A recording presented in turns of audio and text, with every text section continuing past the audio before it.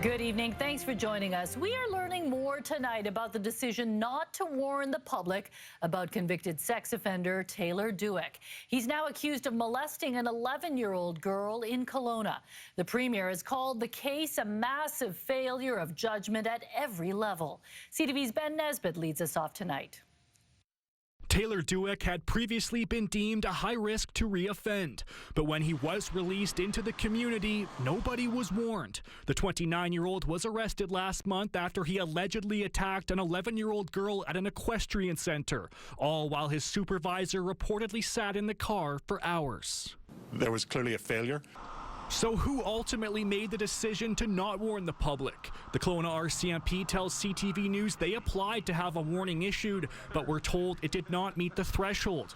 They did not want to say who made that decision, but they say it was made outside their jurisdiction. So we asked the spokesperson of RCMP's E-Division, Sergeant Chris Clark. He did not give any specifics about this case, but he said in general, those decisions require balancing an offender's right to privacy and the responsibility ultimately rests with the commanding officer of the division. There's a test that's conducted by an investigative team and subject matter experts to determine whether the threshold is met, and then the authority rests with the commissioner, then delegated to the commanding officer. Clark said he could not answer if that's what happened in this case. This former Solicitor General calls the whole situation shocking.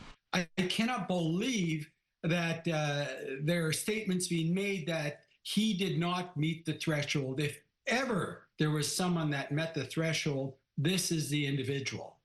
The current Solicitor General says he will seek answers. I have ordered a full investigation into all the federal and provincial agencies, as well as officials that were involved in what took place.